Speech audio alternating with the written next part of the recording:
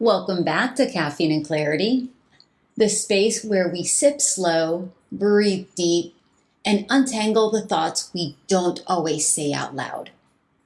This is where we remind ourselves that the messy middle of life still has room for peace, humor, and truth. Today's episode is one I think will land close to home for a lot of us. It's about friendships, circles, and what it really means when ours gets smaller. Because sometimes what feels like loss is actually alignment. The other day, someone asked me, why do I keep such a small circle? Now, they weren't being rude, but there was a little edge in their voice. Like they were trying to figure out if I was bitter or antisocial, which, fair enough. I do value my solitude, and I've absolutely lived through enough chaos to become intentional. Okay, maybe even a little picky about who gets a front row seat in my life. So I told them something honest, something real. I allow people to prove their ability to be in my life just as much as I have to prove my ability to be in theirs. But they didn't hear that. They jumped in with, oh, so you just write people off if they don't fit your agenda. Okay, no, not what I said. Not what I said at all. What I meant is that relationships breathe. They ebb and flow.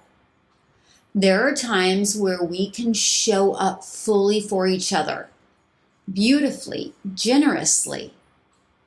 And then there are times when we just can't, because life is heavy, because healing needs quiet.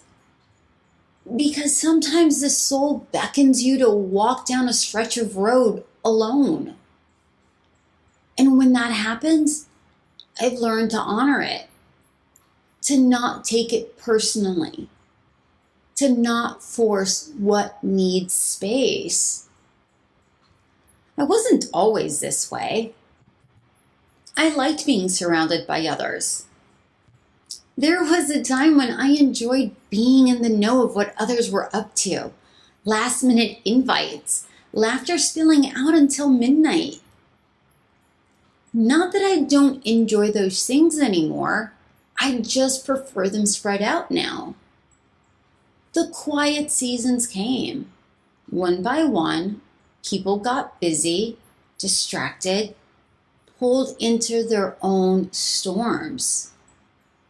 Calls and texts slowed down.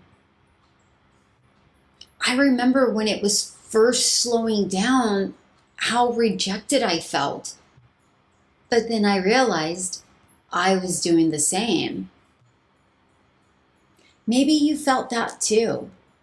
That sinking little ache when someone you swore would be in your life forever starts to drift.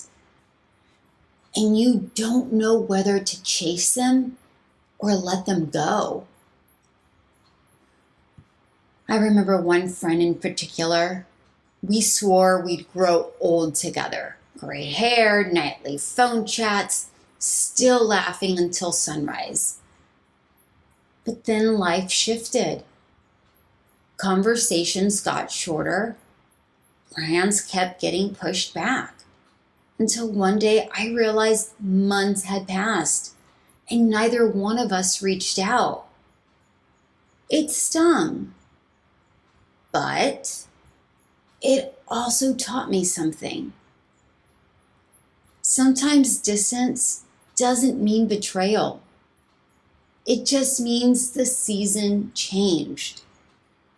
So now I don't see a smaller circle as failure or having less than.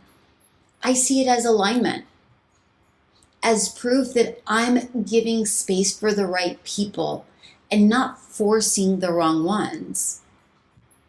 I don't write people out of my story. They kill themselves off before the end of the book. Now listen, I genuinely do not say that with anger. I say it with peace. I'm not chasing anyone who's made their exit. I'm not standing in the doorway begging them to come back. I'm no longer auditioning for a role in someone else's life when I wasn't even offered the script. And I've stopped feeling guilty for needing solitude over connections that drain me or have no space for me. So yeah, maybe my circle is smaller, but it's filled with people who honor the quiet spaces, who don't panic when we need to pull back, who don't disappear without care, also, who don't cling out of fear. So here's the clarity that landed in my bones after that conversation. We're not here to force belonging. We're here to feel connection that breathes with us, that may contract sometimes, sure, but never disappears without meaning. And if someone vanishes from your life, suddenly or slowly, it doesn't mean they were the villain. And let's face it, you weren't always the hero. Sometimes it's just the way the story needed to unfold. So here's your little takeaway for today. Something to chew on with your coffee. You don't have to chase clarity in someone else's absence. Sometimes the clarity is in the absence. Let people show you where they stand and believe them when they do. Thanks for sharing this cup of clarity with me. If this stirred something in you, send it to someone you've been thinking about or someone you've had to lovingly let go. And remember, your story is still unfolding. Keep writing it with love. Thanks for spending a little time with me here on Caffeine and Clarity. If something stirred in you today, let it sit. Let it steep. Clarity has a way of rising when we slow down. Until next time, keep sipping, keep feeling, and keep showing up for your own becoming. I'll see you next week.